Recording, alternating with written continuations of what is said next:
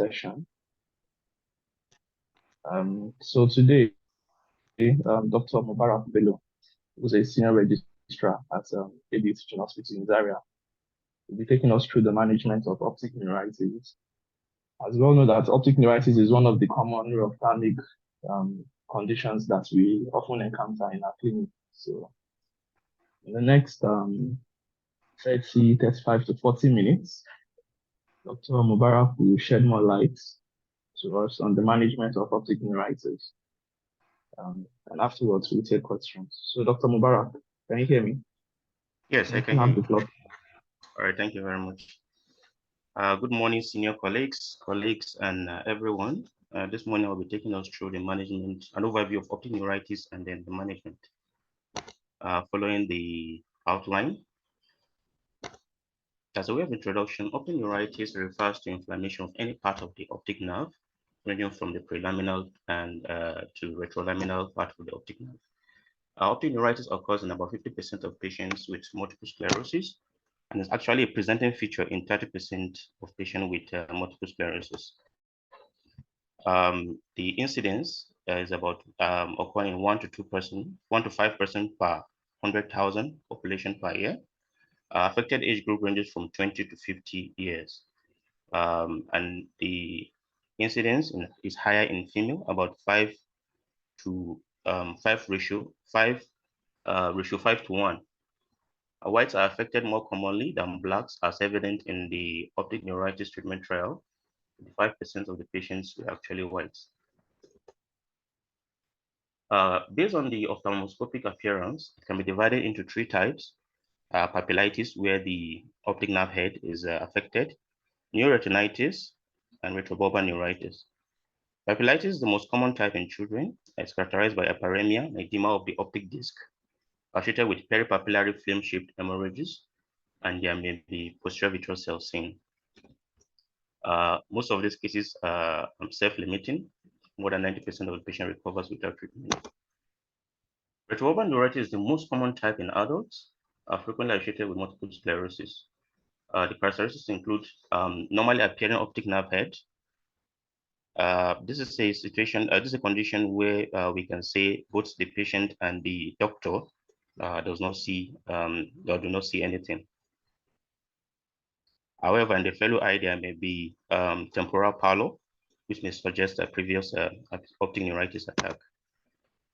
Neuroretinitis is the least common type, and it is characterized by papillitis, inflammation of the peripapillary nerve fiber layer, and macular star, often associated with infection. The etiology may not be known. However, majority of cases associated with demyelinating disorders, which ranges from multiple sclerosis, Davick's disease, which is another name for a variant of multiple sclerosis, which is the neuromyelitis optica. And then we have the Scheidel disease, which is a very, very rare demyelinating disease, affecting children mainly, associated with acute demyelinating encephalomyelitis. Another cause is parainfectious optic neuritis, which may be associated with viral infections, such as measles, mumps, chickenpox, or may follow recent immunization. Then the other cause is infectious, which may be sinus related to inflammation of the ethmoidal sinus, or can be a cause from Betanola encelli, which is the positive agent in cat scratch disease. It may be associated with syphilis, usually primary and secondary syphilis, or may be associated with Lyme disease or cryptococcal meningitis. So I'll just briefly talk about the main systemic associations, just multiple sclerosis and Davick disease. Multiple sclerosis is an idiopathic demyelinating disease involving central nervous system white matter. Optic neuritis, usually retrobulbar, is associated with it, alongside internuclear ophthalmoplegia, nystagmus. There may also be ocular motor nerve palsies, commonly affects the 3rd, 6th cranial nerve. The trigeminal nerve is the most affected cranial nerve. It may also affect, it may also cause hemianopia. Intermediate uveitis and retinal periphlebitis is really associated with multiple sclerosis. There is HLA associated with this, the HLA DR15 and DQ6. The non-ocular manifestations include when the demyelination affects the spinal cord. There may be weakness of any part of the limbs, usually proximal part of the limbs. There may be stiffness, spatial disturbance, and sensory loss. So it affects all components of CNS. So we can see sensory loss, motor loss, and autonomic dysfunction. It may also affect the brainstem, causing diplopia, nystagmus, distraction, and dysphagia. It may also affect the cerebral areas, causing hemiparesis, hemianopia, dysphasia, or even have a psychological manifestation as intellectual decline, depression.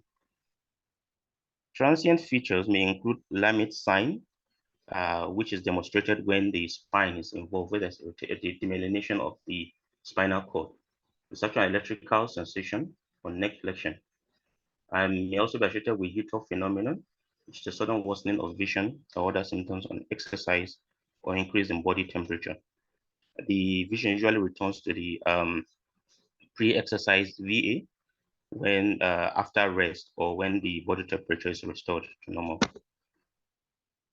On CSF analysis, about 90 to 95% of patients with multiple sclerosis shows oligoclonal bands from protein electrophoresis of the cerebrospinal fluid.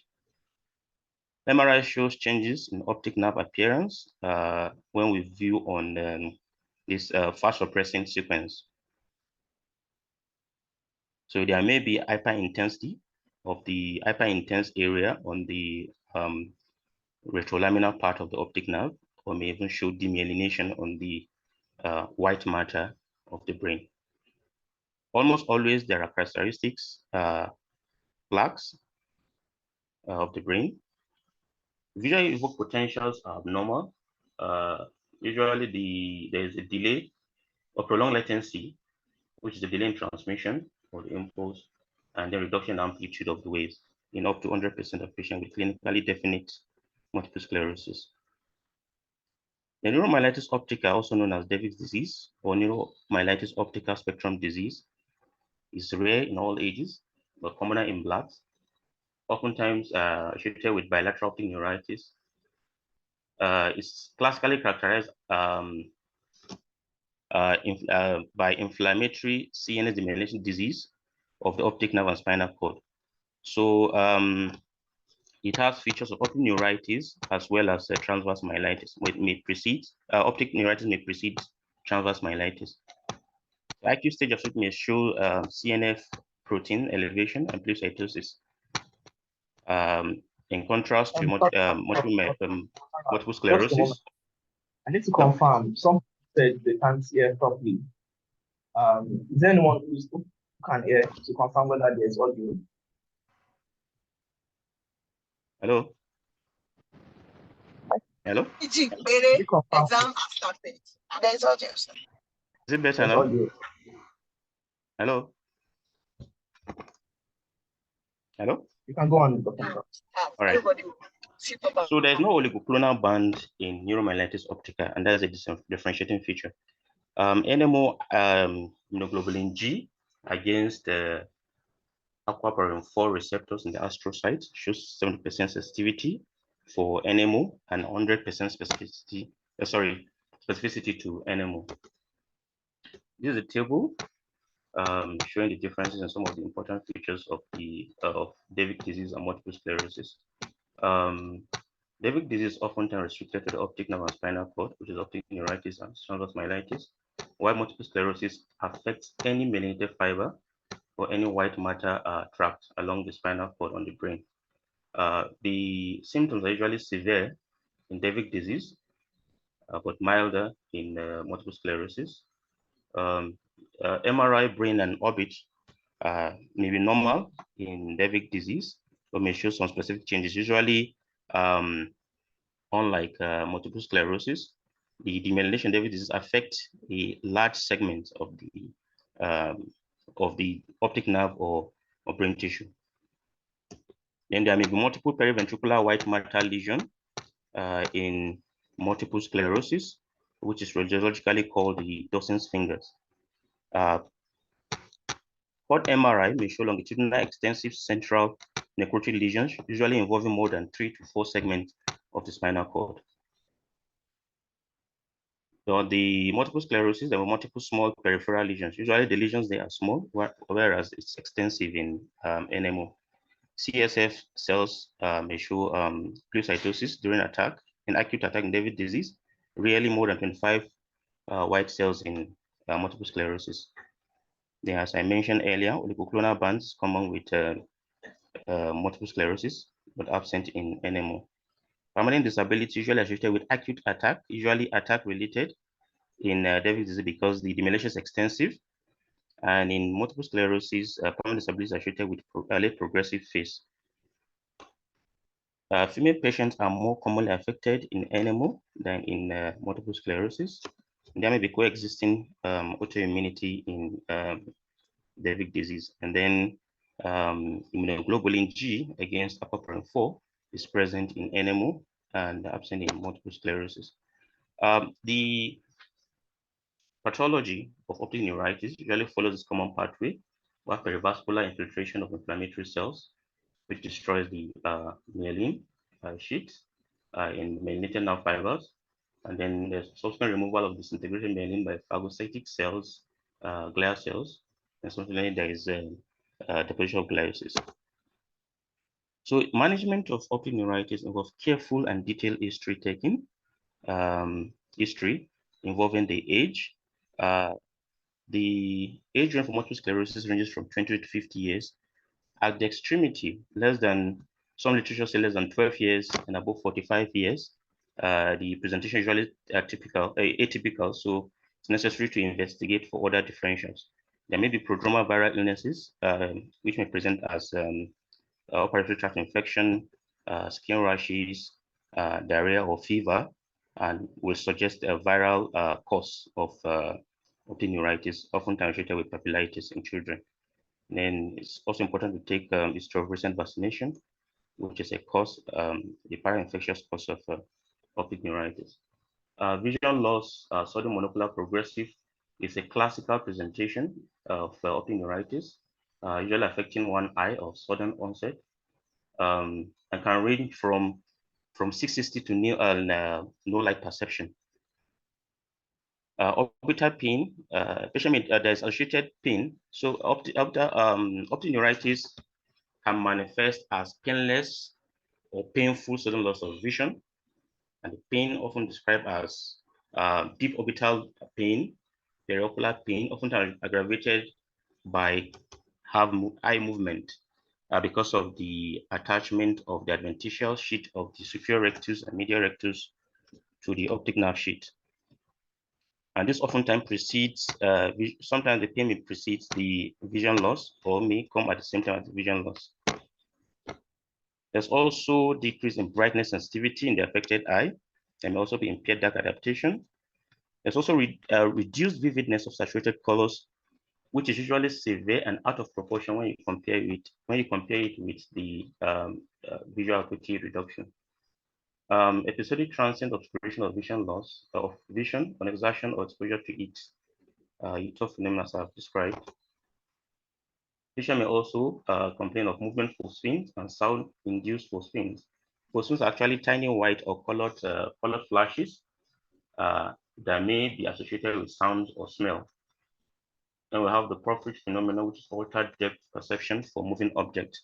Patient perceives linearly moving object as moving in parabolic or a circular form, usually associated with unilateral optic neuritis. So there's a delay in conduction in the affected eye. Examination, as I've mentioned, the acuity, the visual acuity actually range from 6.6 to near light perception. There is decreased color vision, which may be tested using the Ishihara chart or the Frankfurt-Munsell test. There may also be decreased contrast or brightness sensitivity, using the Bello chart or the VSTEC. In unilateral case, there may be Marcus-Gunn pupil, which can be demonstrated using the swinging light test, or in the case of bilateral optic neuritis, there may be ill-sustained pupillary constriction. In a fundus exam, This edema, which was noticed in 35% of patients, they were studied in the optic neuritis treatment trial. So this shows that this edema does not rule out acute optic neuritis. As I've mentioned, there is retrobulbar neuritis. Retinal vascular sheeting, pars planitis, periphlebitis occurs in 5 to 10% of multiple sclerosis patients, which I've mentioned the HLE associated with is at DR15 and DQ6. Any scotoma actually, any scotoma on ampsular grid or on confrontation, visual field or formal visual field testing, actually any form of visual field changes may occur in optic neuritis. But most commonly, there is generalized suppression of the central 30 degrees of vision. So followed by central scotoma, there may also be attitudinal visual field defect. As I've mentioned, there's also changes on visual evoked potential. This is also important to rule out malingering for a patient with retrobulbar neuritis, where the optic nerve is appearing normal. So if there's delay in amplitude or prolonged latency time, indicate demyelination or inflammation of the optic nerve. Then from the fundus exam, it's important to differentiate classical papillitis from papilloedema and pseudopapillitis. Pseudopapillitis is a form of a crowded disc in a parochial, tilted disc, related disc nerve fiber. So for laterality, usually bilateral and papilloedema, unilateral and papillitis, may be bilateral, unilateral, and pseudopapillitis. Visual appeal is usually blurred in papilloedema, and then sudden and profound loss of vision in papillitis. There may also be blurring of vision in pseudopapillitis. Pain on ocular movement, associated with papillitis. Media is often clear in papilloedema and pseudopapillitis. There may be vitreous cells in the posterior vitreous in papillitis. The exudative changes are marked in papilloedema, less marked in papillitis, and absent in pseudopapillitis. This includes retinal hemorrhages, exudates, and edema. Usually papillitis, the papilloedema, the disc edema extends as far as 4 to 6 disc diameter, while papillitis can extend up to 2 to 3 disc diameter in size. So it's less when compared to papilloedema. Field defect shows enlarged blind spot in papilloedema, central scotoma or depressed sensitivity in central 30 degrees in papillitis, and no visual field defect in pseudopapillitis. The fundus fluorescein angiograph may show leakage of dye in papilloedema, minimal leakage in papillitis. So this is a fundus photograph showing papilloedema. You can see the extensive disc hemorrhages demonstrated by the blurring of the disc margin. You can see extensive film-shaped hemorrhages and obliteration of the cup and vessels. While here, this is papillitis. You can see blurring of the disc margin, actually not too far away from the actual disc margin, and then there's also a hyperemia of the disc and obliteration of the cup. This is a fundus photograph showing neuroretinitis, which is papillitis, thickening, affectation of the peripapillary nerve fiber and the macula. This actually associated with infection, as I've mentioned, and most of the symptoms are due to the macular affectation and not the disc. And this signifies swelling of the endless layer, which is the outer plexiform layer of the retina around the macula. So after the written exam, it's important to classify optic neuritis into the typical presentation or the atypical one. The typical presentation with young, middle-aged female patients, usually with a triad of unilateral vision loss, pain on eye movement, and this chromatopsia, usually affecting the green and red color combination. Frequently associated with multiple sclerosis or maybe associated with post-vaccination, vaccinated papillitis. Acute painful visual loss usually progress for hours or to days, and oftentimes start to improve by the second to third week. And under the typical optic neuritis, we have just two examples. Actually, the typical optic neuritis are neuritis associated with multiple sclerosis or clinically isolated syndrome where there is no systemic association. In atypical presentation, usually they present with painless vision loss with extremes of ages, usually less than 12 years and more than 50 years, oftentimes bilateral, associated with disc hemorrhages, cotton wool spots, showing evidence of ischemia, a progression of vision loss beyond 2 weeks, and failure to improve with the standard treatment. It's also important to differentiate optic neuritis from other optic neuropathy. First, we have the ischemic optic neuropathy, which can be anterior or posterior. Here, patient may present with history of previous sudden onset of vision loss that is transient, as amaurosis fugax, usually unilateral. The vision usually, patient notice that the vision is usually upon waking up from sleep. It's also important to differentiate it from papilledema, as I've mentioned. Here, there may also be features of raised ICP, headache, vomiting, and nausea, diplopia. There are also grade 4 hypertensive retinopathy, which is associated with unilateral or bilateral papilledema. Then we have Leber hereditary optic neuropathy, which is a ganglion cell degenerative disease affecting the papillomacular bundle, usually caused by maternally inherited mitochondrial DNA. Typically affects males 15 to 35 years of age. The color of vision is likely to be subnormal, and there may be telangiectatic vessels seen in affected females. Then we have toxic and metabolic optic neuropathy, usually associated with alcohol or tobacco ingestion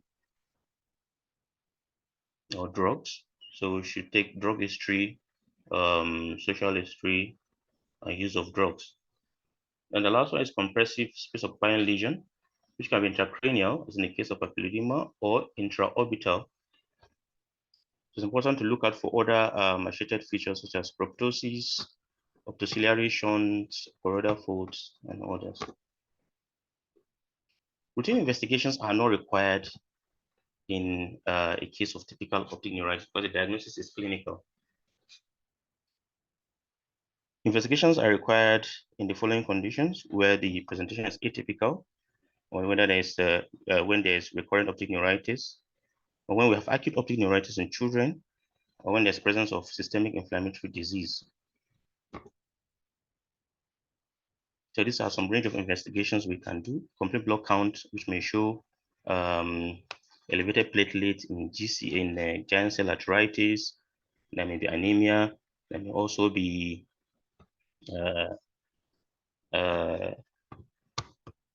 leukocytosis in the case of blood malignancy, which may cause myelosarcoma in the orbit. Chest X-ray, which may show hilar adenopathy in sarcoidosis and tuberculosis, which are also causes of infectious optic neuritis. There are antinuclear antibodies, double-stranded DNA, in the case of SLE rheumatoid arthritis, fluorescent troponemal antibody absorption and VDRL, in case of syphilis, usually primary and secondary syphilis. Serology and culture for Bartonella and Celi for Casper disease, Lyme disease, also serology for IgG against aquaporin 4 in David's disease. We may also do PCR for viral infection, for measles, chickenpox virus. CSS tab, it's important to do electrophoresis to see if there are oligoclonal bands, which suggest multiple sclerosis. OCT may be done and may show intraretinal fluids in neuroretinitis. It may also show thickening of the peripapillary nerve fiber in the early phase of neuroretinitis, but subsequently it shows thinning. MRI is a very important imaging in multiple sclerosis. But oftentimes it's not used for diagnosis for typical cases, but to examine if there's any risk of progression to multiple sclerosis. Three of the four of the following criteria: 1 gadolinium enhancing lesion or 9 T2 hyperintense lesion. as if in the case where there's no gadolinium enhanced lesion, at least one infratentorial demyelinating lesion, or at least one juxtacortical lesion when the demyelination plaques are close to the cortex, or at least three periventricular lesions, which are the Dawson's finger on sagittal view. This is a picture showing a T2 weighted MRI showing high intensity of a segment of the retrolaminar optic nerve in the right eye. Here we can see periventricular demyelinating plaques. And here we have the sagittal view showing the classical Dawson fingers around the plaques around the third ventricles. The goal of treatment is to improve visual outcome and to delay the development of clinically definite demyelinating disease. The general guidelines for treatment are based on a major multicenter trial, which is the optic neuritis treatment trial. Majority of patients do not require treatment. Steroid is indicated in patients with profound visual loss, usually 6/18 and worse, vision loss in both eyes, or if MRI shows at least one area of demyelination. And the treatment of choice according to the ONTT study is intravenous methylprednisolone, given 250 milligram 6 hourly for 3 days, followed by oral prednisolone 1 milligram per kg for 11 days, then tapers for the next 3 days. Alternatively, some studies have shown that IV dexamethasone given 200 milligram is an inexpensive treatment for patients that cannot afford methylprednisolone, but the safety profile was not studied because most of the studies actually small scale. The population size is small. This protocol shows how to manage for a patient that presents with acute attack of optic neuritis, just first attack. All patient requires baseline MRI. If there is no sign of demyelination, we can regularly follow up the patient for 4 to 6 weeks or treat if it's indicated. Then for patient with recurrent attack of optic neuritis, appearance of demyelinating lesions on MRI or appearance of neurological symptoms should be referred to see a neurologist, pediatric neurologist, other neurologists to discuss interferon treatment in order to reduce the risk of progressing to clinically definite multiple sclerosis. The optic treatment trial, the optic neuritis treatment trial, so it's a large-scale trial. The objective of the study was to evaluate the efficacy of corticosteroid treatment of acute optic neuritis and to investigate whether the relationship between optic neuritis and multiple sclerosis. Adults from aging from 18 to 46 years were recruited. Patients that were recruited include patients with acute unilateral optic neuritis for 8 days or less, related to afferent pupillary defect and visual field defect in the affected eye, patient with no previous corticosteroid treatment for optic neuritis or multiple sclerosis, patient with no systemic disease other than multiple sclerosis that may be cause of optic neuritis. Patients were randomized to one of the 3 groups. Group 1 is oral prednisolone, 1 milligram per kilogram body weight for 14 days. The second group were patients. Yes. Please look for the piece of 10 to 15 seconds. You can take the slide again. Sorry? You were frozen for about 10 15 seconds. Can you take the previous slide again? This one?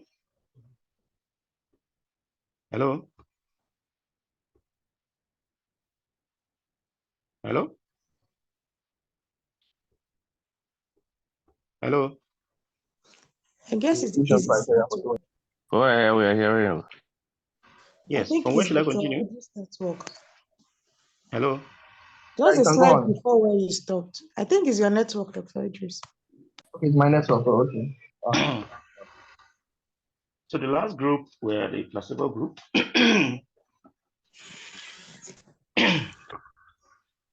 So the following results were found. Routine investigations are of limited value in diagnosing optic neuritis in a patient with typical optic neuritis. Brain MRI is a powerful predictor of early risk of multiple sclerosis after optic neuritis. Visual recovery usually begins within 2 weeks and continues up to a year. probability of recurrence of optic neuritis in either eye within 5 years is 28%. Treatment with high dose IV steroid followed by oral steroids accelerated visual recovery, but provided no long-term benefits to vision. So the long-term visual outcome is not affected by the intravenous methylprednisolone or steroid. It only accelerated visual recovery. Treatment with oral prednisolone was found not to improve visual outcome and was associated with increased rate of increased rates of new attacks of optic neuritis. Immunomodulatory treatments reduce the risk of progression to clinical multiple sclerosis in some patients. Presence of 2 or more of white matter lesion MRI should prompt consideration of one of these treatments. We have the disease-modifying drugs, which includes the interferon beta-1 alpha and glatiramer. And then we also use immunosuppressive medications as mitoxantrone and fingolimod. There are also trials for the use of immunoprophylaxis to prevent progression to clinically definite multiple sclerosis for patients with MRI features. 4 large-scale clinical trials have been conducted to determine whether early treatment following first demyelination episode can delay the second event.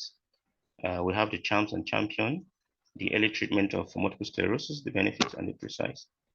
The CHAMPS study was conducted to study whether interferon beta-1 alpha treatment would benefit patients having first demyelination events and MRI abnormalities in reducing the incidence of clinically definite multiple sclerosis. All the patients had intravenous methylprednisolone for 3 days, followed by oral prednisolone for 11 days, just like in the ONTT. So they are further grouped into 2 groups. The first group received weekly injection of interferon beta-1. Group 2 is a placebo group. The results showed that at the end of 3 years, probability of developing clinically definite multiple sclerosis was 50% in placebo group and 35% in interferon beta-1 alpha treatment group. So there's 15% reduction in the risk of progression to clinically definite multiple sclerosis. Our CHAMPION study compared outcomes of those who had been given drugs from start of the CHAMP study versus those who switched from placebo group to the treatment group. Those who were started on treatment immediately had fewer relapses and fewer MRI brain lesions than delayed treatment group. The early treatment, the other trial is the early treatment of multiple sclerosis study, where the findings were that the interferon beta-1A treatment at an early stage had significant positive clinical and MRI outcome. We have a newer drug, which is bateseron, which is an emerging multiple sclerosis in an emerging study, which is the bateseron in newly emerging multiple sclerosis for initial treatment study, where there's early initiation of treatment with interferon beta-1B, prevent development of disability, supporting its use after first manifestation of relapsing remitting multiple sclerosis. In precise study, early treatment with glatiramer acetate is efficacious in delaying conversion to clinically definite multiple sclerosis in patients presenting with clinically isolated syndrome and brain lesions detected by MRI. Then the natural cause of optic neuritis, typically visual acuity and color vision is lost over 2 to 5 days. The recovery starts within 2 weeks and takes 4 to 6 weeks, and may even take up to a year. 75 to 90% of cases gets good visual recovery. Recurrent attacks of retrobulbar neuritis develop primary optic atrophy, and patients with recurrent papillitis get post-neuritic optic atrophy. In conclusion, optic neuritis is essentially a clinical diagnosis, so a careful X-ray examination is essential in differentiating a typical optic neuritis from atypical, and then to differentiate from steroid-responsive and infective causes. While the majority of patients of typical optic neuritis recovers without treatment, a small percentage of them continue to have low vision despite intravenous steroid therapy. Most of the times, the visual acuity improves, but there may still be a deficit in vividness of color and contrast sensitivity. Thank you. These are my references. Hello. Yeah, well done, Dr. Mubarak. Thank you so much. Thank It's you been a very much.